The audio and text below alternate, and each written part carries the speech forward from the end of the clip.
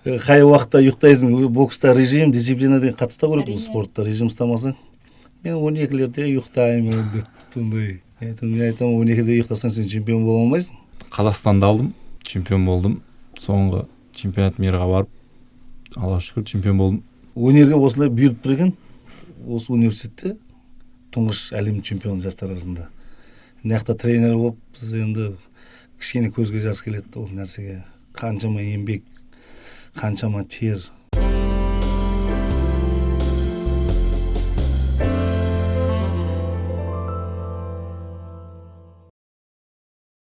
Яссауи университетінен сәлем. Сіздерге сүйінші жаңалығымыз бар. Біздің университетіміздің студенттері Черногорияның Будва қаласында бокстан өткен жастар арасындағы әлем чемпионатында жеңімпаз атанды. Қазақстанның 25 боксшысы сынға түскен айтулы бәсекеде Қазақстан құрамасы өз тарихында алғаш рет жалпы есепте бірінші орынға ие болып отыр. Ал біздің студентіміз Өнер Сейілхан жастар арасындағы әлем чемпионатында тұңғыш рет чемпион атанып отырған қазақ. Жеңісіңіз құтты болсын. Және студиямызда қонақта Өнер Сейілханның бапкері Жарылқасын Берік Жарылқасынұлы. Құрметті қонақтар, студиямызға қош келдіңіздер. Жеңіс құтты болсын.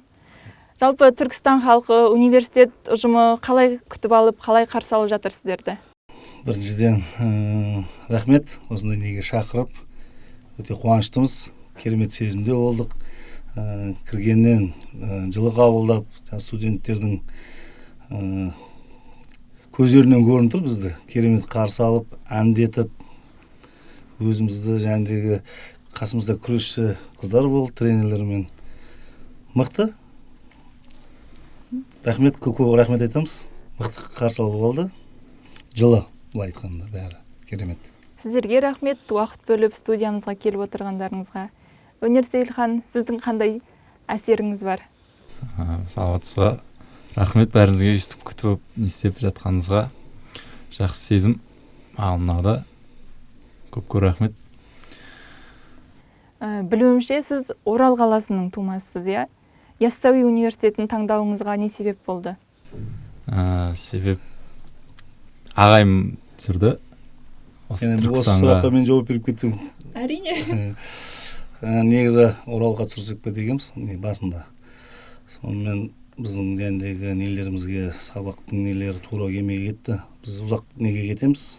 Сбор, оқу жаттығуға, соның ары қарай неге кетеміз? Жарыс келем дегенше бір айдан аса уақыт кетеді. Содан кейін Қазақ-Түрік университеті осы жақын жер болғаннан кейін, біз осы Шымкентпен Алматы жақын ғой.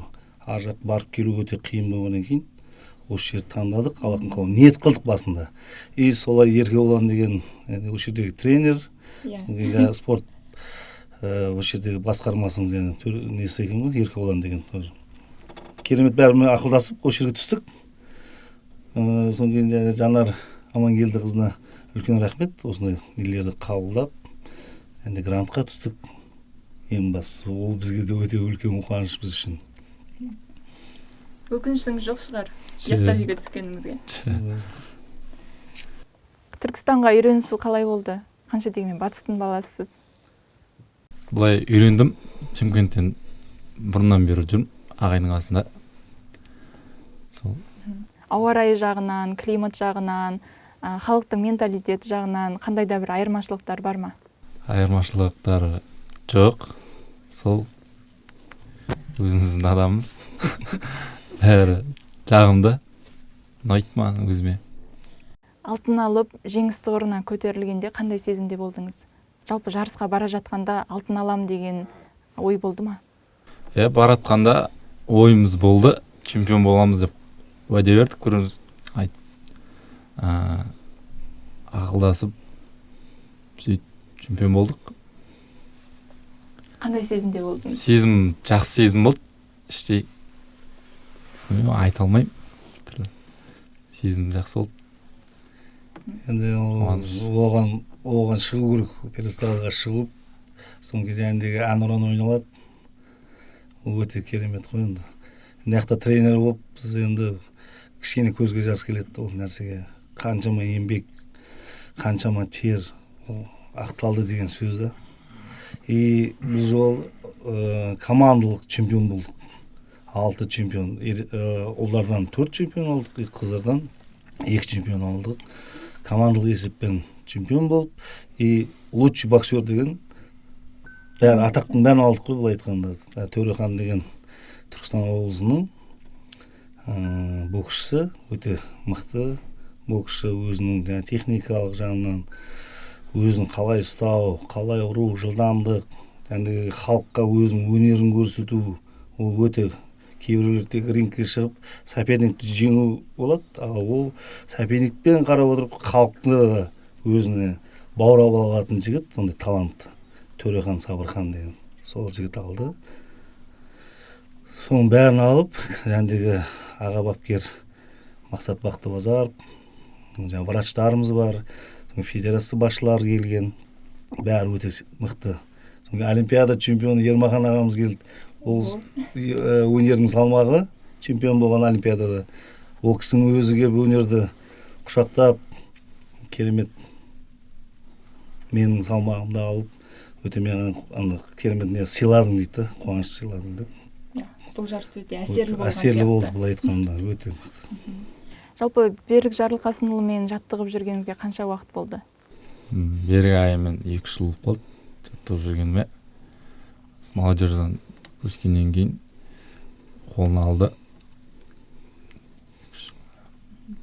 Жалпы шәкіртіңіздің ерекше стилі бар ма? Қазіргі жетістіктеріне, көрсетіп жүрген өнеріне көңіліңіз тола ма? Енді ең бірінші негізі бұл жігіт немере болып келеді. Бұның ағайы, сондай ма? Ағайы менің оқушым. Сол жігіт кішкене осында сырқаттанып қалады. Ағай осы жігіт алыңызшы, өнер деген жігіт, өнер деген алыңызшы деп қоймай, көзінде от жанып тұр деген. Сонымен үлкен жігіттермен айналсам бұл уақытта. Сонымен жарайды деп келісіп, осында бір жарысын көрейін деп, осы Қызылорда облысында чемпионат Қазақстан болды кадеттер арасында. Бірақ пока ештеңе сөз бермеймін, баланың несін көрейін, талантын, басы бар ма деген зат. Соны келіп, арнайы көріп, Ержан деген екінші ағайы бар, интернетта өз қарап жүрген екінші ағайы бар. Сол бәріміз ақылдасып көріп, финалда ұтылды 5-ші бой. Бірақ 5 бойға дейін өзінің өнерімен, техникасын көрсетіп, ұнады маған сол жерде. Соны Оралға қайтып келіп, сол жерде келісім шарт қойып, бір-бірімізге бір қызық уақыттар болды. Қай уақытта ұйықтайсың, бокста режим, дисциплина деген қатыста керек, бұл спортта режим ұстамасаң. Мен 12-лерде ұйықтаймын деп, сондай. Мен айтамын, 12-де ұйықтасаң сен чемпион бола алмайсың. Неше жаста келді алдыңызға? Ол кезде 15-те еді, 15-ке толатын кезі. 14-тен 15-ке өтеді. Сол келісім екеуміз қол алысып бастайтын болдық. 5 айда режим ұстап, дисциплина ұстап, Ақтөбеде ең бірінші жастар арасында чемпион Қазақстан болдық. Керемет. 67 килограммда. Алда не күтеміз өнерден? Енді былай айтсам, жастар арасында барлық алдық біз. Қазақстанды да алдық, Азия чемпионын алдық. Кешегі ең соңғы әлем чемпионаты еді бізге арманымыз. Соны алдық. Сонымен әдемі қылып жастар арасындағы және барлық нелерді алған кейін есікті жауып, ересектер арасында 10 қадам бізбен бастаймыз. Ересектер арасында енді оңай болмайды. Ол жерде 27 жастағы, 30 жастағы үлкен мықты тәжірибелі, былай айтқанда қасқыр дейді ғой, өзінің ісінің өте мықты жігіттермен кездесеміз. Ол үшін бізге 1,5 жылдай қазір кішкене уақыт кетеді. Қыр-сырын, әрқайсының нелерін біліп, 1,5 жылдан кейін көрсетеміз иншалла. Сәттілік тілейміз. Бұйырса жақсы жаңалықтармен қуантасыздар деген үміттеміз. Есімің ерекше, өнер, бірақ өзің спорт саласында жүрсің. Есіміңнің тарихы туралы айтып берсең, атанаң сенің өнер саласына барғаныңды қалап солай қойды ма? Атам қойды атымды, өзім атам өнерлі болсын деп қойды.